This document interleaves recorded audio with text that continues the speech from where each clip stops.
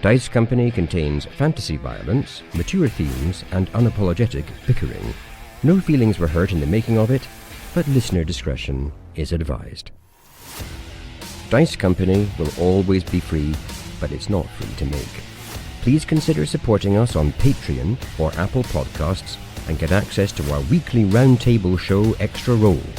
Just follow any of the links in the show notes for this chapter.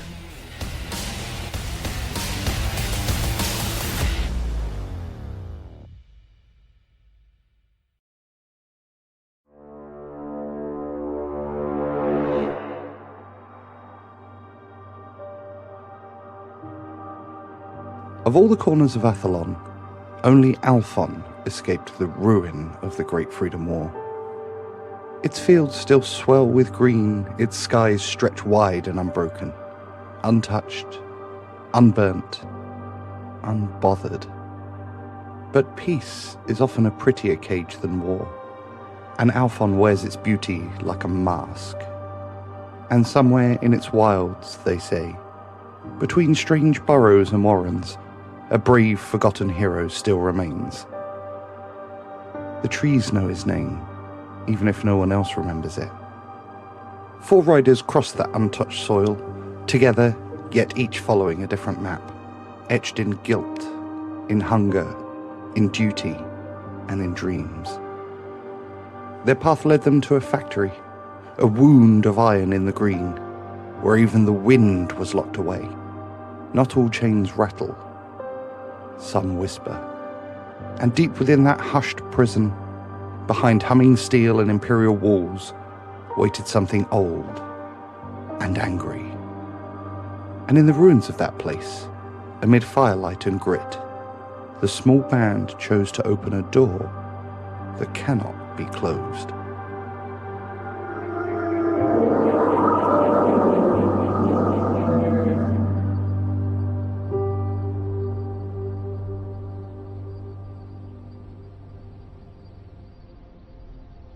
Okay, I think we need to figure out how many kids we've got and get them all together. I got the sense everyone was kind of scattered in all directions.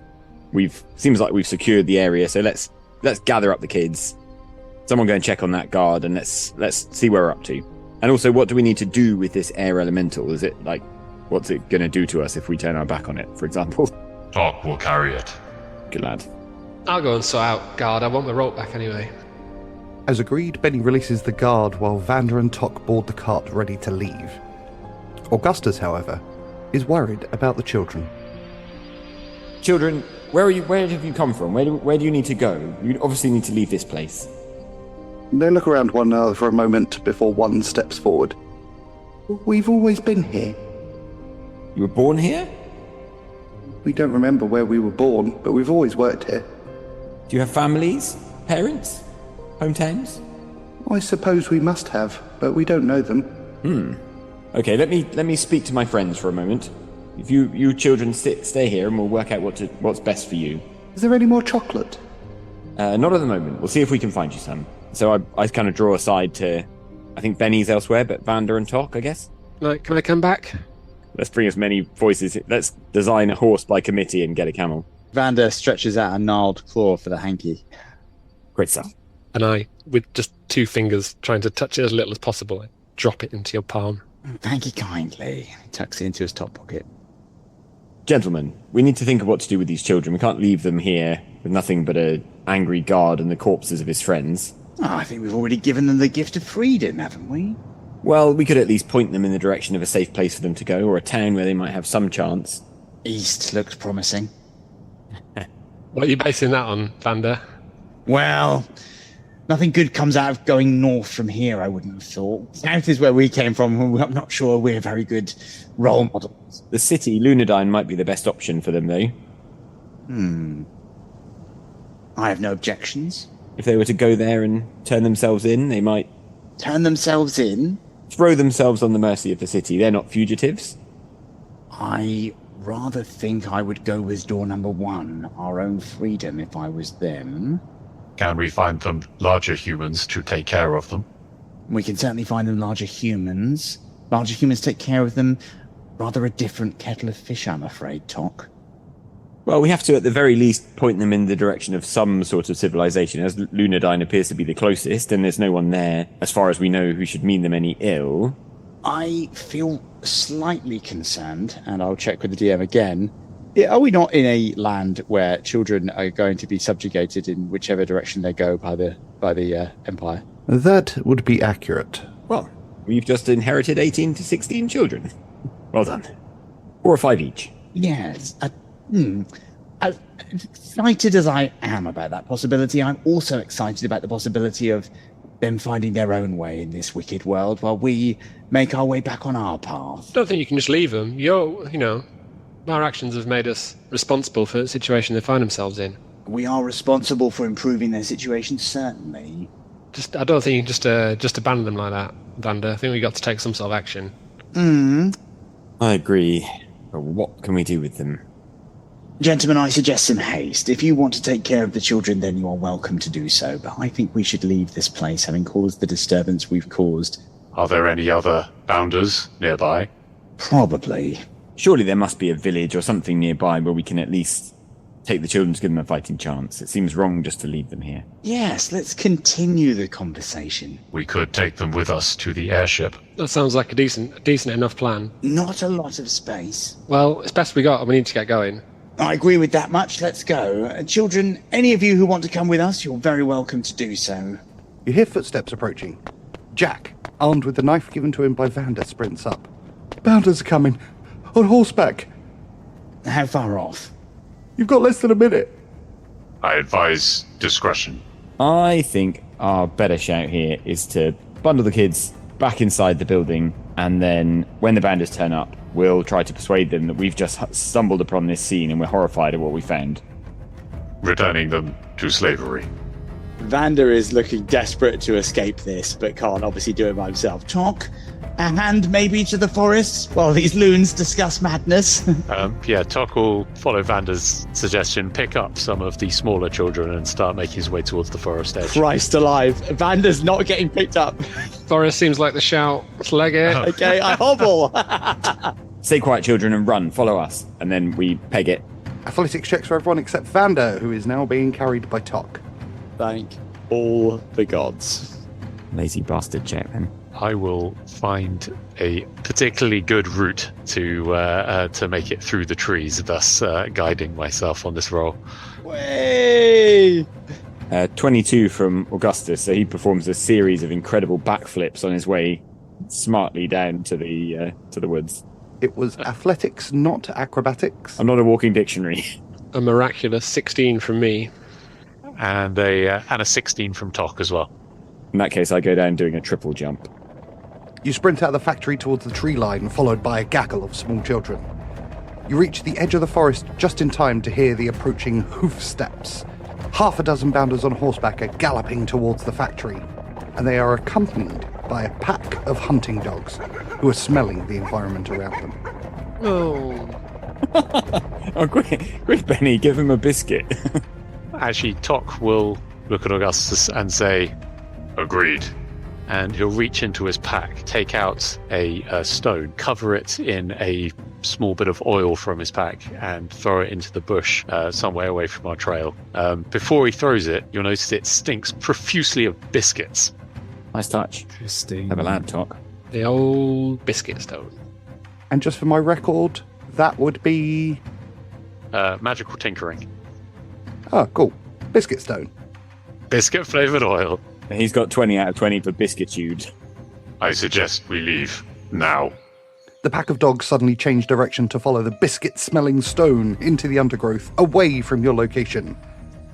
As you move through the dense forest, followed by the children, you hear the sounds of the bounders investigating what the dogs have found. Gentlemen, I think we should head back to the airship now we have the required items. What do you say? Where is the airship? Is it in the capital city, Lunadine? It is back the way we came, yes. That is some way. Perhaps we should guarantee we have lost the Bounder's trail first. I think that travelling in that direction would serve both purposes, would it not? Perhaps we should not travel by the roads. I'm happy with that. Let's travel, at least for a time, off the roads. Agreed. Give me survival checks. For fun. 9. 12. 9. 21, natural 20. I am a survivor. Saving your team from absolute disaster. I rub 2 sticks together and raise an eyebrow at Vander as if to say, have a bit of that. I whip out the chocolate bar that the kids no doubt wanted some of, gum it very quickly, and look thoughtfully back at you. Beautiful. What a nice guy. You guys travel through the forest, making sure to, with Augustus's help, stay in line with the road but not on it. You're able to move quite quickly, even with 18, 19 children following you, and you're sure that you're heading back in the direction of Lunadine. The sun begins to set over the horizon as the temperature drops. You have been travelling for the full 8 hours. You may continue and risk exhaustion, or you may stop and camp. I'd say we need to find a place relatively deep in the woods, kind of out of sight, where we can safely light a small fire, get some rest, get some food. I doubt kids can go more than 8 hours, and then get going again when sun comes up. No objections from me. Yep, probably for best. You find a lovely clearing. The tree line is to the west of you, and scattered on the floor are a number of mushrooms, red top with white spots on them. Amanita muscara. I know the species well. I see. Edible? Question mark. Technically. How very intriguing. Nobody touched the mushrooms. Tok's done one of his nuances. They are revered by shamans in the East. Hallucinogenic. Excellent. Yes, that is the word. Well, there we go. Probably not quite the time or the place, is it? No, I wouldn't imagine so. I imagine we might have to tell the kids not to partake. Yes, I think we should probably do that quite quickly. Do not want 18 children tripping out while we try and camp. It feels like a recipe for disaster. I, however, am immune to the effects of the mushrooms. Well, in that case, Tok, you eat all you like. Well volunteered, Tok.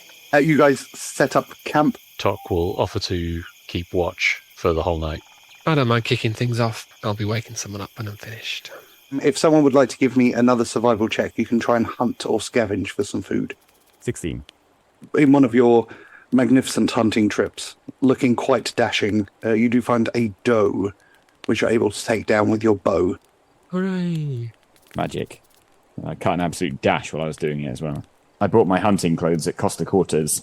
I take my piece of venison and Oh no. extract my bowl and a very crude spoon, and then I kind of just start mashing it until really it's a paste, which I slurp. I add water and it's effectively soup. Oh, thank you, August. It's very kind, delicious. Augustus doesn't look at Vander, and you'd almost think he looked happy and calm. There's some little vein of tension running through him, like there's a sound or something happening that he desperately wishes wasn't, and is pretending it's not there. Vander settles down for a snooze.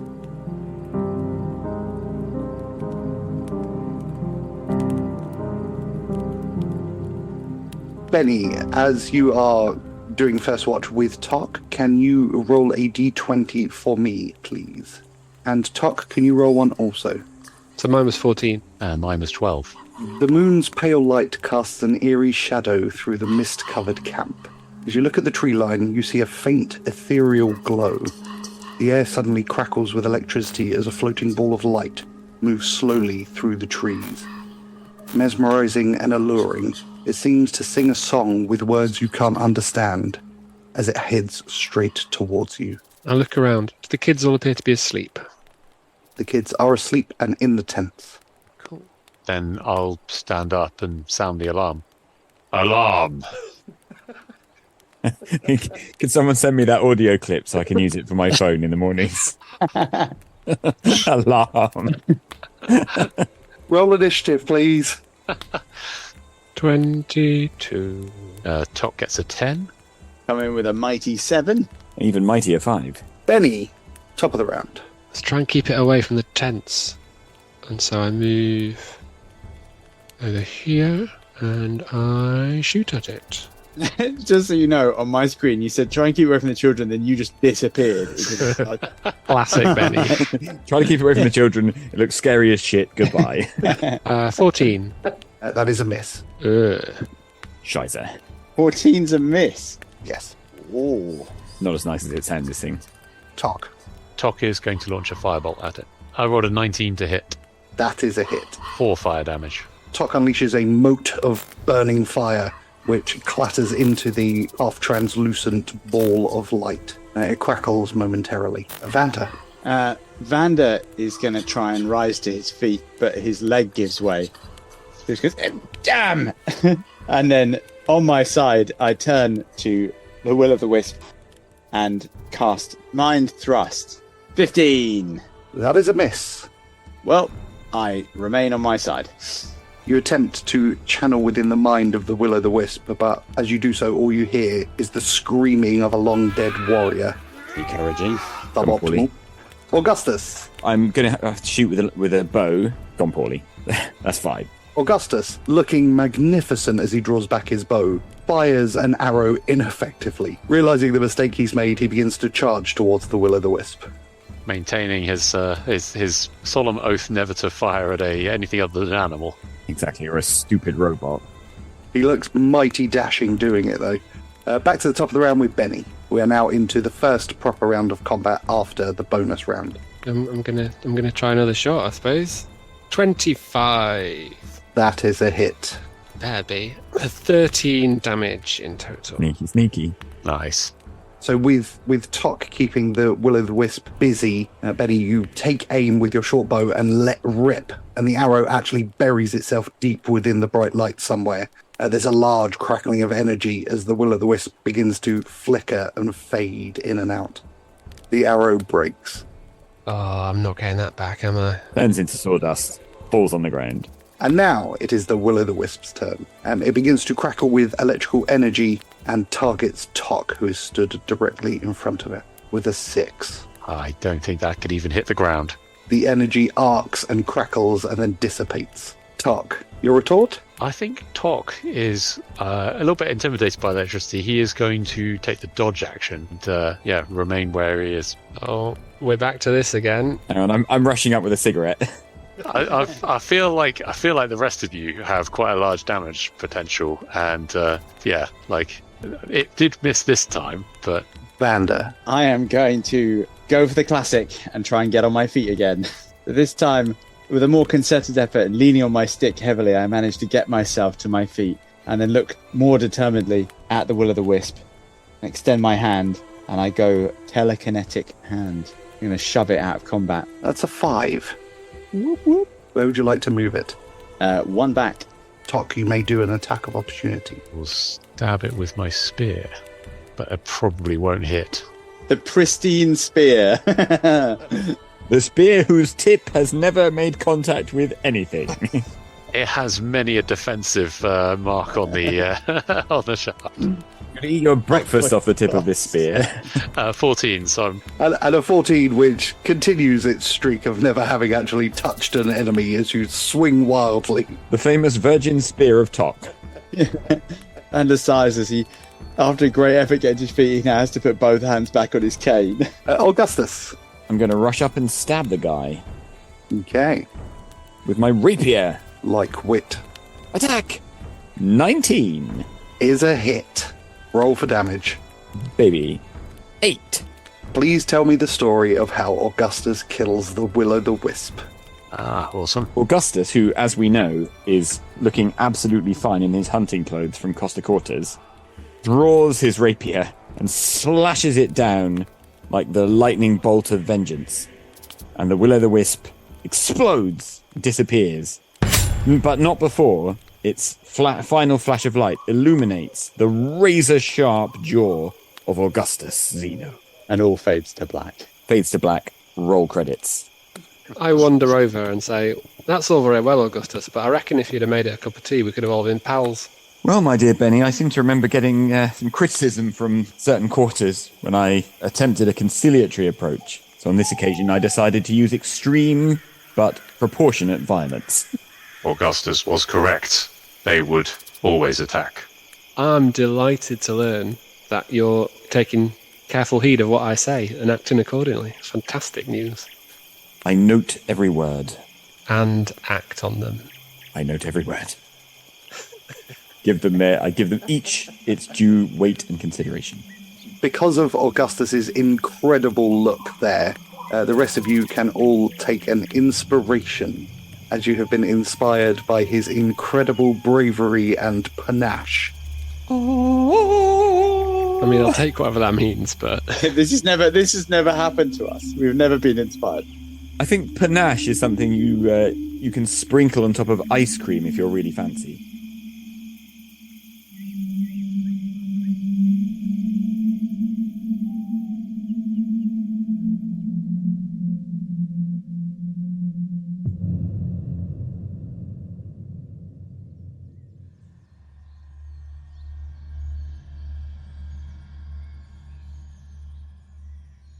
That was some fine swordplay, Augustus. As I horridly lean on one of them as I kind of ease myself back down to a sitting position. well, I was taking the piss, but it was pretty impressive. As much as it pains me to say, it's. Why, thank you. It was not my first foray into swordsmanship, but one doesn't like to brag. Oh no, one would never brag. Absolutely. Augustus resists the urge to brag. Well, excellent then. I will try to turn in for the second time. As you traverse the forest which leads back to Lunadine, making sure to keep an eye on the road, you see a disturbance ahead. The once open path is now obstructed by a makeshift roadblock, hastily constructed by the Bounders. Large wooden logs are arranged across the road and into the forest tree line, forming a formidable barrier.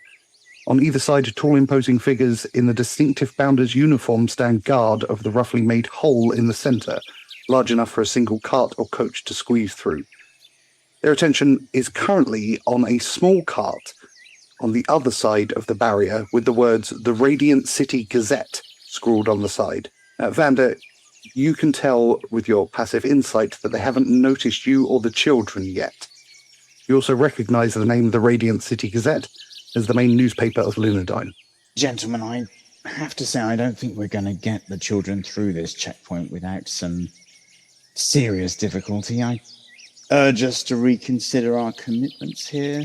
Are we not heading to Lunadine to get to the airship anyway? We are, but we're set on the children being with us. I would say we're fairly set on not leaving 20 kids in a forest to starve. Or be eaten by whatever that thing we saw last night was. Are there any other settlements nearby? I do not know this island. It does strike me, gentlemen, if we are to get through this roadblock, that we could try some subterfuge. Maybe pretend that the children are a gaggle of slaves on a movement duty into Lunadine, and some of us are guards, Tok probably another slave automaton keeping guard. Well, it really depends on what they're looking out for, doesn't it? Well, I guess we won't know that. We have drawn attention to ourselves. Well, they're likely to be looking for children, aren't they? I think they probably will be aware of the issues we caused. Well, they won't necessarily know that we had anything to do with it. The 18 children might alert them to the possibility, mightn't it? Yeah, they'll know children are missing from that place. It's possible that they thought the guards got into some sort of fight with the automaton because it was dead on top of one of the guards, if I remember rightly. There might have been some sort of horrible accident there, but the missing children, I think, is going to land us in trouble. As you guys are discussing what to do, the Bounders let the cart from the Radiant City Gazette pass. It moves a few feet along the road, stops. You see the driver waving back to the Bounders, and with the newspaper under his arm, he heads out in your direction, unbuttoning his trousers. He is now around 20 feet away, and he is pissing on a tree while using one hand to read a newspaper. I'm going to cast Telekinetic Hand. Okay? And I'm going to use it to just gently tug the newspaper out of his hand so it goes into his stream of pee. You absolutely do that, and you hear a, "Oh, fucking hell." I laugh silently and turn appreciatively to the rest of us. He bends down to try and pick up the newspaper, and you find him kind of shaking it off a bit. I'm gonna do message very, very quietly in his head, I'm just going to, almost Inception style, say, are there newspapers on the cart, aren't there? Oh, well, I don't know why I'm trying. There's other newspapers on the cart. And he kind of shakes himself off, drops the newspaper, turns around and heads back to the cart. And Benny, I don't suppose with your stealth you could go ahead and examine today's news, might give us some information about why there's a roadblock in place? Yeah, go on then. I'm not delighted about the idea of picking up a pissy newspaper, but I suppose it's got to be done, isn't it? Got to be done. Well, this was just a Tuesday for you. It's Wednesday. Who's counting? 21. You successfully move quiet like a ghost through the forest and snatch up the damp newspaper before returning to your friends.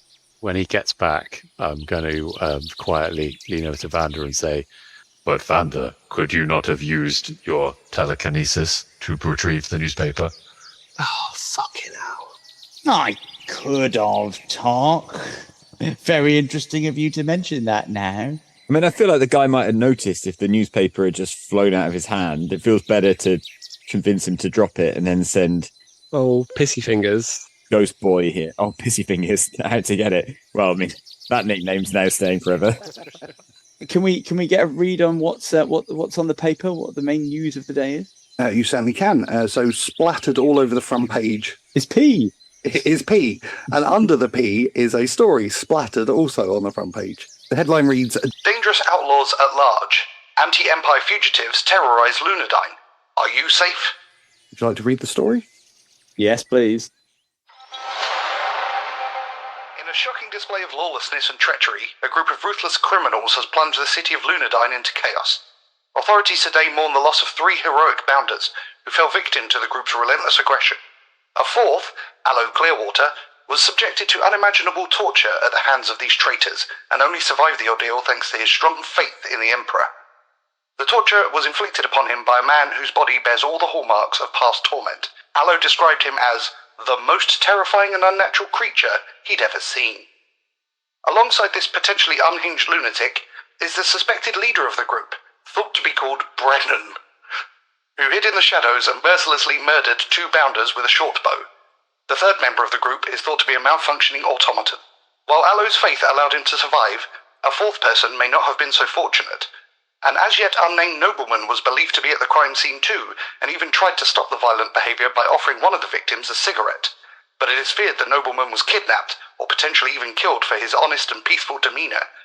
The Empire has declared these fugitives as dangerous enemies of the state, offering a substantial 100 gold for the capture of each of them individually. To aid the bounders further in the recovery of the nobleman, the Emperor has dispatched a member of his Shadow Vanguard to investigate. The Empire calls on all loyal citizens of Lunadine to exercise caution and report any sightings of these dangerous fugitives immediately. The combined effort of the Bounders and the elite Shadow Vanguard aim to bring these criminals to justice swiftly. Augustus gives a curt nod and looks around at his buddies for approval. He receives none from Vander's direction. Well, lads, as your leader, things are going to change around here. Yes, Brennan. Tell us. Things are going to be quite different now old Brennan's in charge. Brennan Pissy Fingers. Brennan Pissy Fingers, yep. But Benny, your name is not Brennan. Excellent observation, Tok. Well, this is where your literalness is coming into play again, Tok. It's quite clearly me, the leader, Brennan, firing from the shadows. I quite like that. Well, this was wonderful. What is our plan of action? You hear a whistling as the driver of the cart heads back to his spot. He's determined, isn't he? I suggest we leave the driver to head on down the road, and then our hero of the people here, Augustus, approaches the guards and uses his fame to direct them down the road where he sighted the rogues in question. We can then slip through the checkpoint unobserved. What do you think? I think it could work. One of the difficulties is how's Augustus going to get away? He'll point down the road and use his nobility. Yeah, that's true. It seems unlikely that all the guards will leave. Well, then we've got a terrifying creature capable of unimaginable torture among us who can help with that little problem. Yeah, I'm happy to swagger up, and so I might want to change back into my fine clothes from Batistuta's. By the way, the cart driver has finished his pee and has got back on the cart and is now driving away. I reckon you need to send them to a specific location if possible. Tell them we're all up somewhere, and you need a reason why you're not going with them. That's fine. I think if I essentially command them to do it, direct them to our camp from last night, where they will find evidence of us, and that might keep them looking for us a bit longer, and tell them that I'll hold the gate and just try to use my authority to make that happen. You may always share a cigarette with them. Or talk. Zing.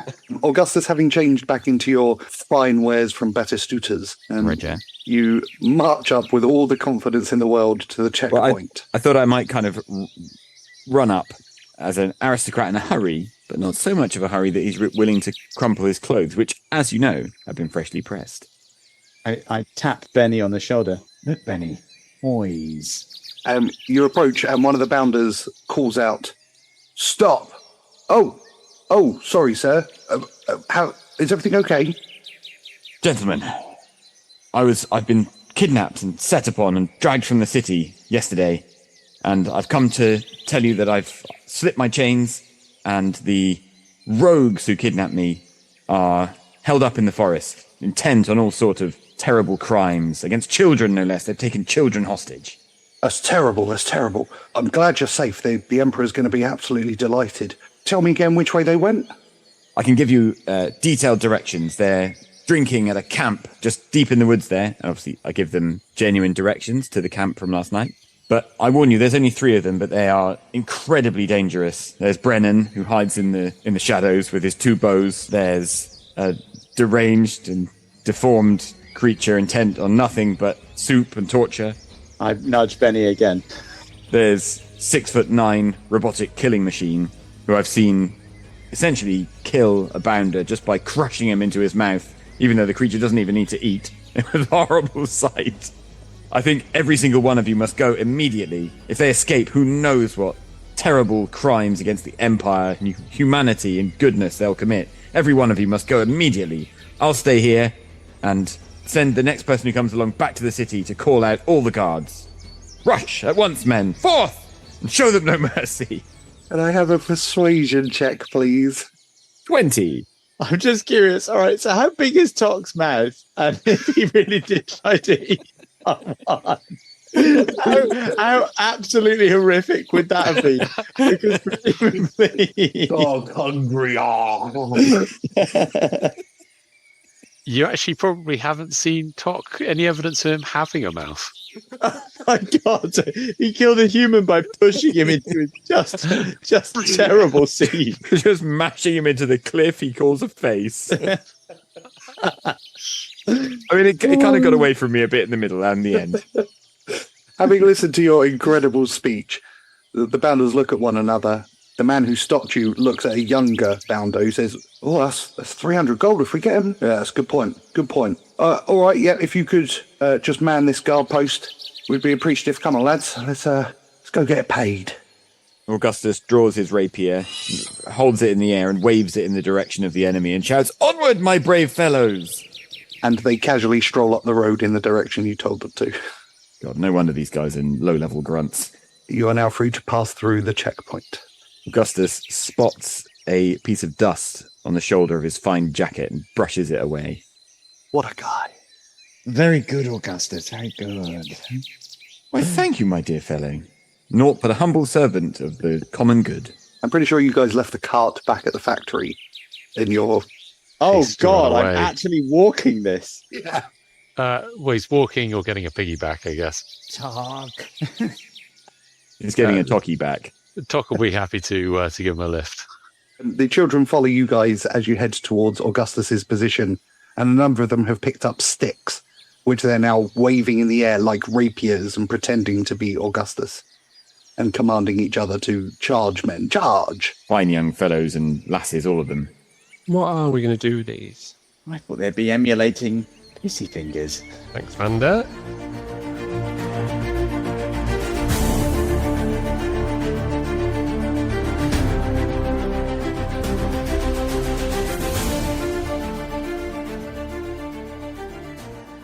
You travel back towards Lunadine, making sure to remain stealthy along the way and not get too close to the road. There are no further checkpoints that you come across. As you're moving through the forest, all of you, unbelievably, all suddenly start to smell what appears to be the smell of warm cooked bread. As you carefully move through the forest, you find a small white stone building. Can I have a religion check from all of you, please? 16. 10. 14. 6. Augustus, not a man of God. What you see on this small white building with a little chimney on top where smoke is billowing out the top are religious symbols for a different god. This appears to be a small, relatively secret little monastery in the woods. This is a bit of a surprise, lads, but I recognise these symbols. It's not Kale, it's Isidore. The god of life. Yeah, I don't claim to know masses and masses, but this lot might be a bit kinder than the Khailian maniacs that we know and love. Might be worth knocking on and seeing what they can see if they can look after these kids. Can I suggest I take them up to the door rather than you three wanted psychopaths? Fine idea. Hurtful, but agreed. Dead on balls accurate, though. Come on, pissy fingers, let's go wait. Yeah, total. That's not becoming a thing. It's absolutely not becoming a thing. Augustus, you lead the children towards the small monastery, and outside you see a woman, kind of plump woman in her late 70s. She appears to be tending to a small vegetable patch. She looks up as you approach. Oh, hello there. Oh, you're a fancy Dan, aren't you? Oh, very kind of you to say, madam. You're extremely striking yourself. Oh, thank you very much. Madam, I found these children wandering in the woods. I believe there was some sort of attack on the factory where they were being forced to work. Ooh. And now they're fugitives. I wonder if you and your god might consider giving them sanctuary. Well, of course. Isidore always offers sanctuary to those who need it. Oh, hello there, little blighters. Come here. Oh, you're all dirty, aren't you? You've been working hard somewhere. Wonderful. Madam, I must slip away. I'm chasing their persecutors, and I must continue before I lose the trail. Can I rely on you to keep these children safe? And I must impress upon you the importance of not mentioning that they're here if you can conceal them, and not mentioning that you've seen me. Oh, that's fine. If anyone ever knew I was out here, they'd absolutely kill me. And probably all the kiddywinks as well. It's a very strange encounter, I must admit. You've just appeared out of nowhere, all dressed up to the nines, and you've dropped off 18 children, and now you're leaving. Very odd, but Isidore works in mysterious ways. Quite. I couldn't agree more. Oh, well, have a good day, I guess. You too. Sounds like you've got a busy one on your hands. I'll leave you to it. And then what, you just sprint away? I saunter away, I'd say, with a purposeful, but, as always, aristocratically unhurried air.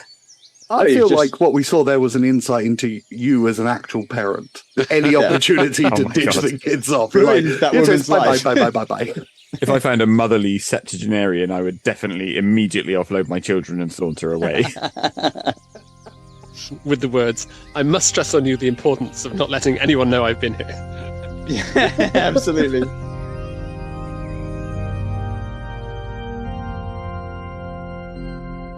So, Son's children, you guys make it back to Lunadine. Chaps, I suggest we make a beeline for the warehouse. You'll notice I've got my hood up. I feel like I may be slightly conspicuous, and indeed we all may. Time to get out of here, I think. Yeah, we're going to need to be a bit careful around that warehouse, though, aren't we? Crime scene and all. True, but our means of escape lies there also. All right, then. Guess we'll have to be careful. I feel I may be conspicuous. How does one acquire things in this hive? There is a shop that amazingly does sell various types of material, including a tarp. Augustus, might you do the honours of getting us something that would cover the rather bulky frame of Tok?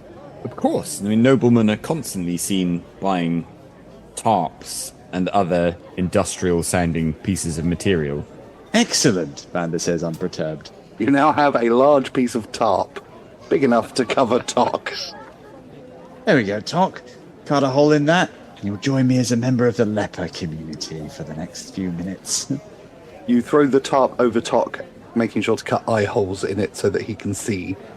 And you notice that the people in the street are looking at you, and they immediately give you a very wide berth. obviously terrified that there is actually a leper on the loose under a tarp. I make absolutely sure. Come, my leprous friend. Tok will try and crouch down so he doesn't look quite as tall as he walks. There you go, Tok. Bob's your uncle. Perfect disguise. With that, I go into kind of a nearby alleyway, because I think it's probably better if we don't appear as a large group that they are looking for. Instead, separate out, but I can keep my eye on them. And it's on brand. Augustus and Vander, I presume you're happy to walk with the squatting leper? I think Augustus is going to pace off ahead. So I think he's going to draw a few eyes. And then also, if we do have to come up with a story that Augustus isn't part of this, then it will look like they're following me rather than that we're walking along together. It increases my chances of being able to get them clapped in irons and get away myself. Solidarity and all that. Yeah. So Exactly. You make your way through the streets that you know so well, Vander and Tok, and less well, Augustus, incredibly well, Benny. Making sure to stay within roughly 120 feet of one another, but separated so not to appear suspicious. You make your way back to Vander's warehouse. There are no guards currently on the door to the warehouse entrance. So you can see no signs of any recent use of the door, and you're confident, you know the area, you know your warehouse. You're confident if you were to enter, you would not be set upon by them, but there's no way of telling whether there's bounders in the warehouse itself. Is this the location of the airship, Vander? It certainly is, my leprous friend. The question is, why and how might we determine whether there are people inside waiting for us? I'll have a little creep ahead, see what I can see. Go on then, Brennan, pissy fingers. I won't do it if you keep calling me that. Augustus smiles. He's pretty confident Benny's going to do it, whatever I say. Benny, you sharply head towards the front door, which you know leads to the stairway down into the warehouse room where you guys first properly met each other. You head down the steps very quietly. Can I have a stealth check now, please? Not that quietly. 9. Oh, God, 9? Really? As you make your way down the steps, you accidentally kick an empty tin can, which rattles down the steps ahead of you. Soup. An empty soup can. You wait for a moment. There doesn't appear to be any noise or commotion ahead of you. Like a shadow, you move across the room, and as you peer into the warehouse, you can see on the water is the airship. This is the first time you've seen this device. It's sleek and a compact vessel, crafted with a combination of metal, alloys, and woodwork. Its dark wood hull gleams, accented with silver trim and intricate engravings. Despite its modest size, it is adorned with elegant and ornate designs which reflect the craftsmanship of the gnomish creators. To your surprise, it is encircled by a group of bounders. Their uniforms emblazoned with the emblems of authority. Stood alongside them are 4 automatons, deactivated and in chains. Circling the group of bounders, walking slowly, is a mysterious cloaked figure. Even though their identity is concealed, the body language of the bounders suggests this figure holds both authority and power in the situation. This is undoubtedly a member of the Shadow Vanguard. I am going to attempt to return to my companions and report back. So I relay all this information to the group. Very tricky indeed. Yeah. It's pretty clear that they're not only onto us, but expecting us to return. We could attempt a ruse. A ruse de guerre. Very interesting talk. Oh my. I suppose we are at war. What are you going to do? Poke them with your poking stick? If I thought that would work. Benny, master of deception that you are, any ideas, any nooks and crannies you saw whilst observing them? Spaces you can hide in, advantages you can gain? It's your airship, you should know. Your airship, your warehouse. How resilient to damage would the airship be if I was to come up with a plan that damaged everything and everyone in the room? I'm listening. I wonder, Vander, whether there's anything we might do that might bring the house down, so to speak. Collapse my warehouse onto my nearly priceless airship. Exactly, now you're catching on. Well, I'm afraid I might not be, my friend. I do question how that profits us. Well, it kills all the people surrounding the airship. We quickly dig it out, fly it off. I'm not sure the airship would do too well if a warehouse was collapsed on top of it. But those 4 automatons work with me on the ship, so they're allies down there. Ah, I'm just wondering... hence in chains. Yeah, and I'm just wondering how I might activate them. Oh, well, that changes the mass of the battle significantly. I mean, not necessarily enough that we can take them on, but if they're allies... They're currently deactivated. I would suggest that some crystals have been removed somehow. I've got a question. What would happen if we let your pal, the air elemental, out of its bottle? A very interesting idea. I believe he is no fan of the Empire, certainly, but he would be unpredictable.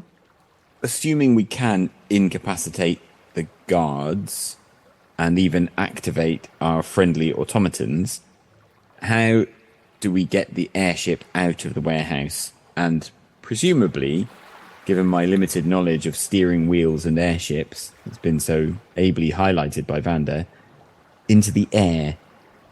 That part I can certainly help with. We just need to tackle the first issue. If we get out of this, remind me to ask you, Augustus, what on earth you're doing with us. There's got to be a story there that I would absolutely love to hear.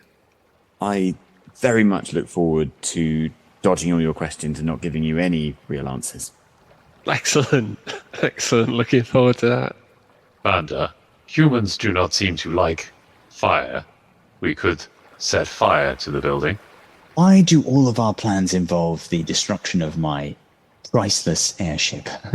All of my plans involve getting away in your airship and caring very little for the damage to your warehouse, to which, it should probably be noted, you can never safely return anyway. Well, that's made me feel right at home. Well, remind me to buy you a bowl of soup at the next opportunity. Well, it's very kind. How about then we combine all of these elements into a devilishly complex plan that most likely won't work and will take some winging?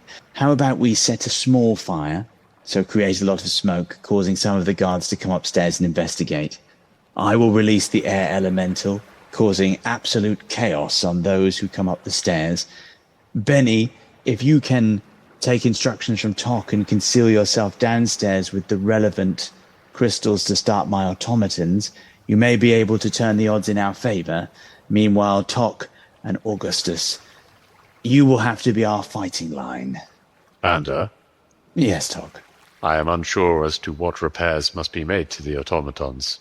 You don't know how to reactivate my automaton friends? I do not know how they have been deactivated.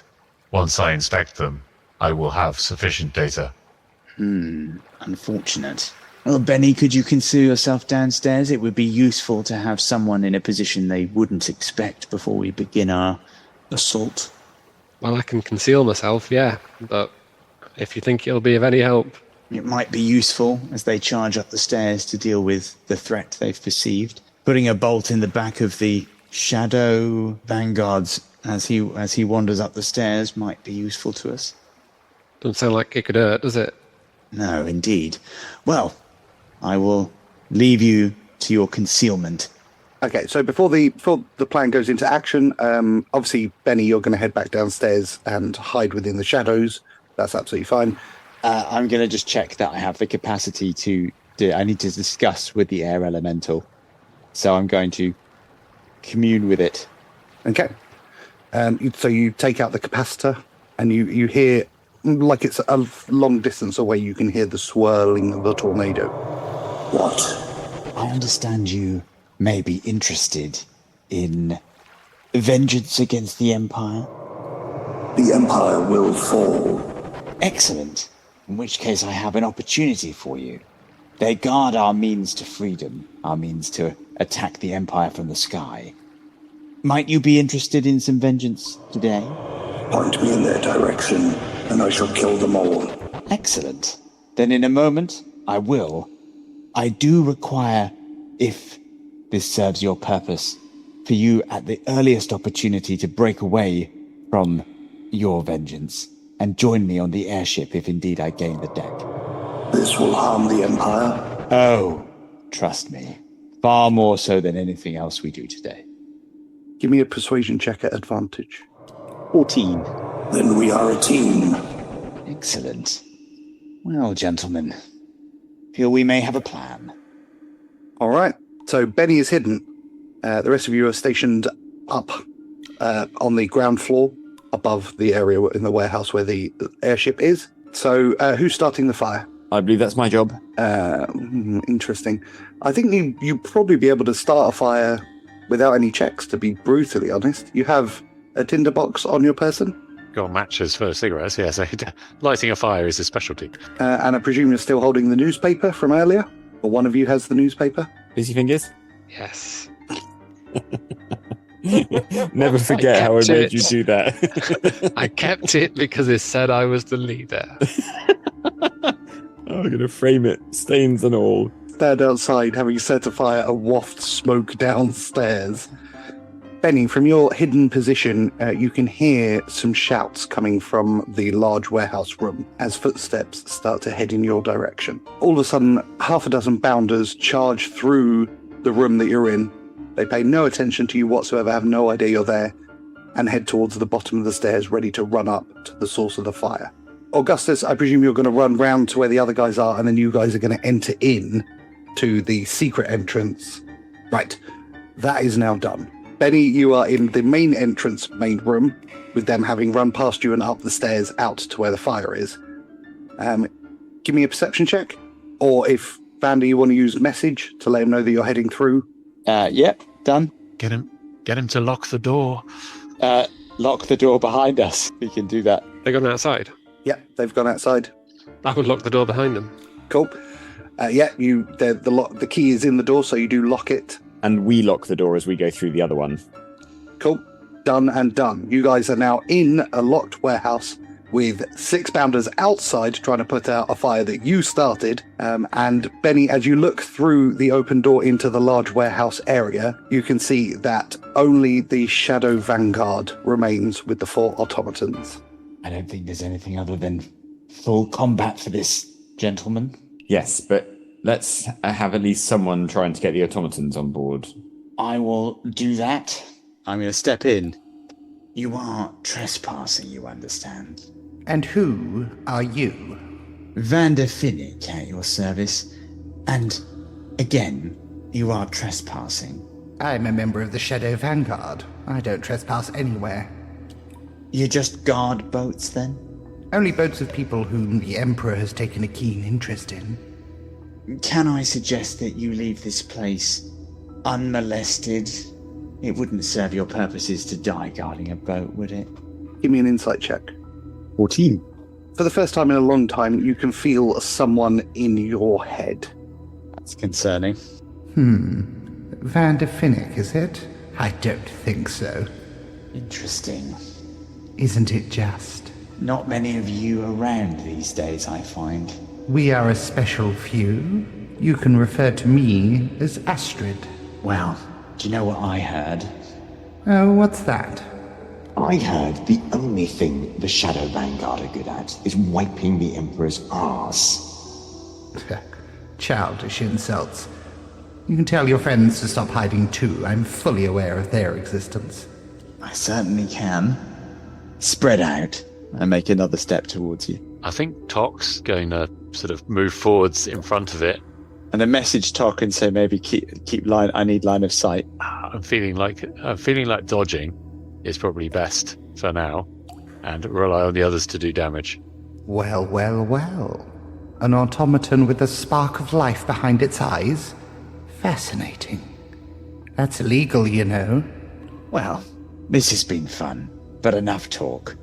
And I unleash the elemental in her direction. And the elemental bursts out like a raging tornado. It sees the situation before it and immediately attacks, blasting into the Shadow Vanguard. It appears to be attacking both it and the 4 automatons. Because he didn't tell it that the automatons were friends. Let us throw the hooded one in the river. There's a swoosh as the tornado stands upright and the 4 automatons are blown backwards and onto the boat. Awesome. The Shadow Vanguard is not so lucky, This isn't over! as she has blasted backwards into the water, scudding across like a skipping stone before being submerged beneath the depths. The air elemental spins up and charges straight into the spot in the water where she landed and disappears beneath the waves. That is not a way I would want to have to fight an elemental. From across the river, you hear the familiar whistles of bounders, and as you look out beyond the ship, you can see them pointing at what's just taken place. There's obviously murmuring in the streets. I would say that's our cue, chaps, as I hobble towards the ship. So Tok will immediately start beginning repairs and activation if he can. Point to the locks. I will immediately ask for Benny to assist by unpicking these chains. Oh, I get involved with that. I'm going to begin the piloting of the ship and ask Augustus to help me. Tok, you wish to do an investigation or a check to see how to reactivate them? Indeed. I'm thinking probably Tinker's tools. Cool. I will guide myself on this first roll. Okay, that's 18 on the first one. They have just had one of the crystals in their head taken out and placed. It's still within their heads. It just needs to be reconnected to activate them. So I can do that relatively quickly. You can.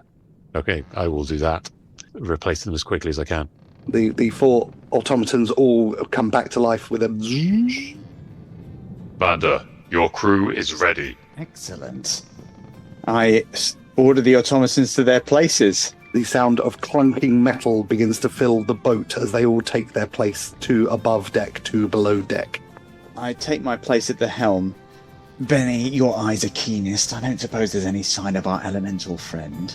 Would you like me to do a perception for that? Yeah. Just 11. No sign of the elemental since it burst beneath the waves, or beneath the water of the river. I can go under the water to investigate. I have a rope, so you may pull me back on board. Very interesting idea. I think with no choices left, tie him on. So yeah, Tokul, he's got some rope. He'll tie around his waist, tie another end of it to the ship somewhere as well, and then jump overboard where he last saw them. Okay. With a splash, you hit the water and begin to immediately sink down. I will, of course, take my big pack off and leave it on the boat rather than take that underwater. But yeah. The rest of you feel the ship for a moment kind of tip to the side where he's jumped in as it gets to full mass, and he's now just on the floor of the river. The rope is almost tight. It's quite deep. You can see the air elemental and the shadow vanguard are locked in a strange battle. The shadow vanguard appears to have a burning red blade summoned in her hand and is slashing at the air elemental, who appears to be taking damage. You see it kind of screaming in pain, but is continuing to try and hold her underwater. Okay, I don't know how well I can shout underwater because obviously I'm not using lungs to talk. So I'm hoping that I can talk rather well, and I'll shout to the air elemental that leave that one under the water. It is time for us to leave. Hopefully, it will drown. The elemental can't hear you. I'm gonna try and walk in their direction. I don't know how easy that is, but it's relatively easy from where you are. The ground is kind of silty, but you're able to just get purchase and begin walking. Once you reach you're within 10 feet of them, and the rope is now completely tight. The rest of you, the boat or the ship is tilting quite badly to the left-hand side, but at the moment it's tilted like that as Tok is effectively walking and pulling it. I'm going to try to assist by turning the boat and sailing with the Tok tied. Yep, that's absolutely fine. Okay, so now, Tok, you're effectively leading the ship. Stormlord, it is time to leave. Leave this one to drown. For a moment, the air elemental stops and looks in your direction. You see what appear to be scars over its air-like face as the red blade continues to slash at it. The blade gets plunged into its stomach, but it manages to create a hole where it should have hit. Then with a twisting tornado underwater, it heads in your direction, and you feel yourself spinning wildly. And the rest of you see the rope spinning attached to the boat. And Tok, you are lifted out of the water by the air elemental and dropped onto the deck of the ship. The air elemental is now above the water next to the ship. Whilst spinning, Tok is going to cast Cure Wounds on the elemental as we're going up into the boat. I mean, he can't really see where he's going, but he can't fail to touch it, I guess. Correct. So that'll be my last spell slot. Boom. The elemental, with the added strength of being healed, you hear, Thank you, robots. it drops you onto the deck and then spins up and appears on the deck alongside Tok. We should leave. Agreed, Stormlord. If you wouldn't mind lending us your supreme powers. Of course. And it spins into the capacitor. Tok will be happy to assist with installing something in the ship. Tok, you grab the capacitor, you run beneath decks, and the other automatons point you in the direction of where the capacitor goes. It's a simple plug and play as it clicks in, and the rest of you feel the ship suddenly lighten. Vander, you hear in your head, Which direction? The mainland, I think, as I point in that direction. in the darkest moments, hope flickers like the first spark of an engine coming back to life. As the airship rises slowly from the waters of Lunadine, our band of unlikely heroes feel that spark grow stronger with each passing second. Below them, the streets of the Imperial capital grow smaller, its grand architecture reduced to the scale of a small child's toy set. And there, emerging from the depths like a nightmare-given form, is Astrid of the Shadow Vanguard, dripping with river water, her eyes fixed on their escape, burning with promised vengeance. But today, vengeance must wait. Today, they fly. The citizens of Lunadine stop in their tracks, necks craned upward, watching this unauthorized departure from their orderly world. Some point in wonder, others in fear. All will remember this day when the rules of the Empire were defied.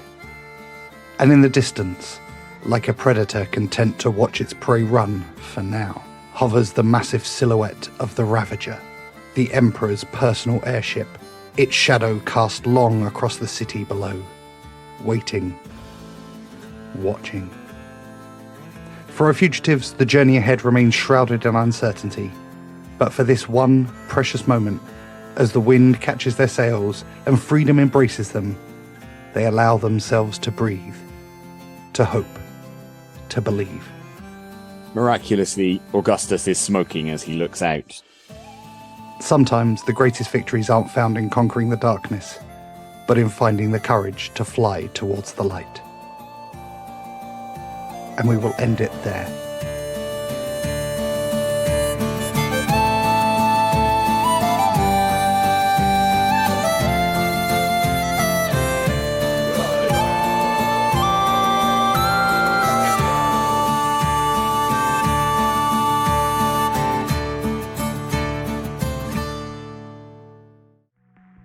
You've been listening to Dice Company's Small Embers, starring Dave Windust as Benny Quez, Alex Morrison as Augustus Zeno, Charlie Blackadder as Vander Finnick, and Harry King as Tok, with Tom Patrick as your Dungeon Master.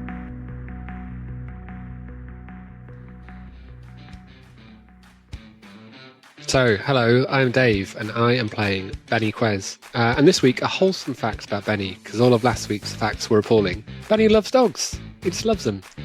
Any kind of waif or stray dog that he found roaming around as a youngster, he would feed them, take them in, even at the cost of his own food and getting enough to eat himself. He bloody loves a dog.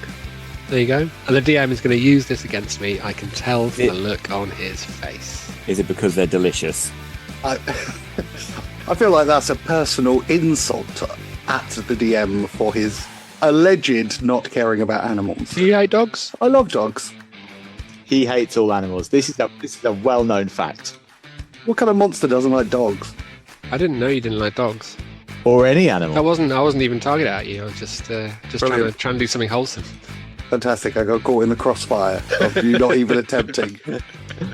I'm just not interested in you. Oh, you will be. You will be. I'm going to change my fact to Augustus always interpreting comments about anything as being directly attacking him. Like the DM. I was about to say, how's that different to your normal personality? Well, yeah, but I don't normally say it out loud. The readers have to, read it between the lines, and then I realise there are no readers because this is a podcast. Hello, listeners. Hey, why don't you introduce yourselves? myself, all my personalities. Shut up! You all! I'm Al. I'm one of the all that the DM hates. I'm playing Augustus Zeno. And my fun fact this week is that Augustus Zeno loves to have his clothes freshly pressed, but he has never freshly pressed anything himself, and he does not even know how it's done. It is a good fact.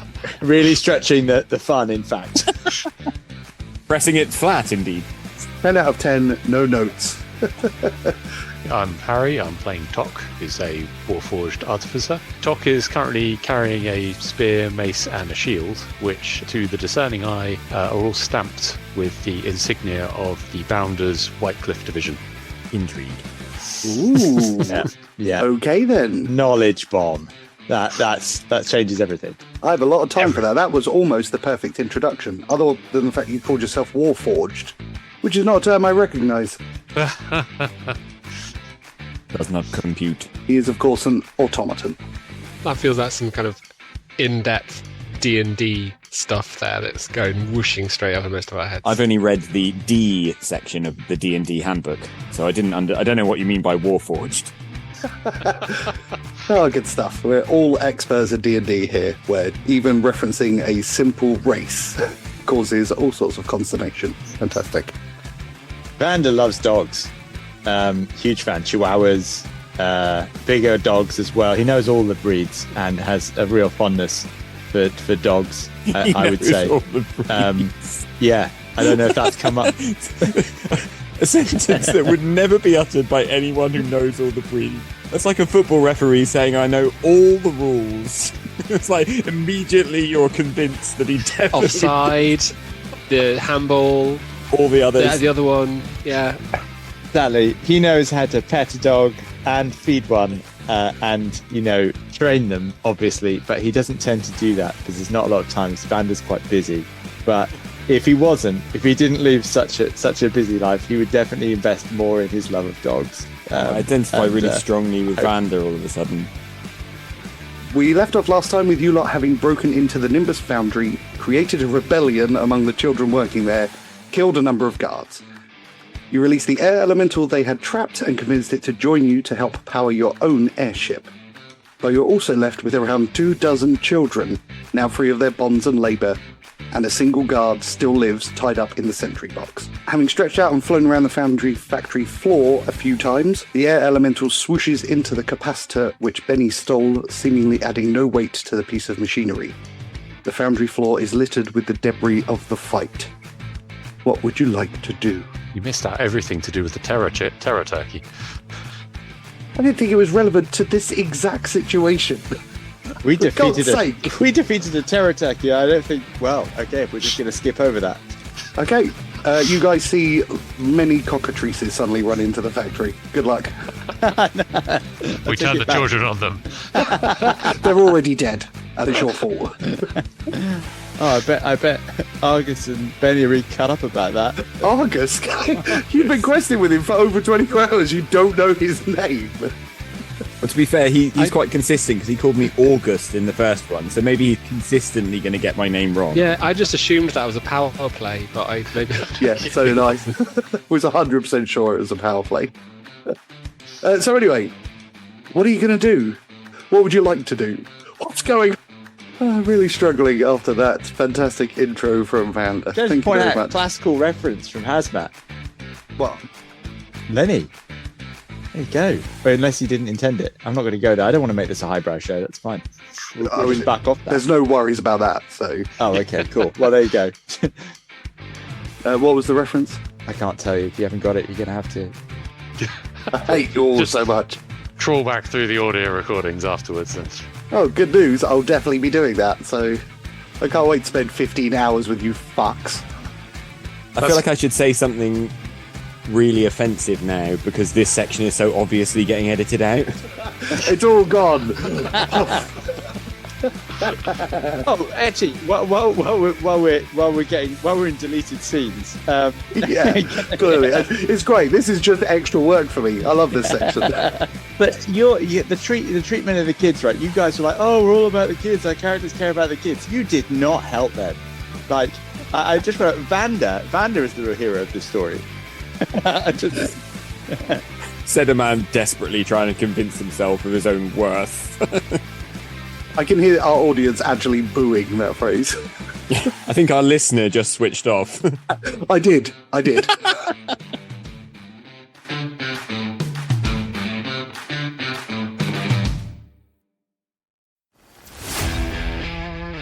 Thanks for listening.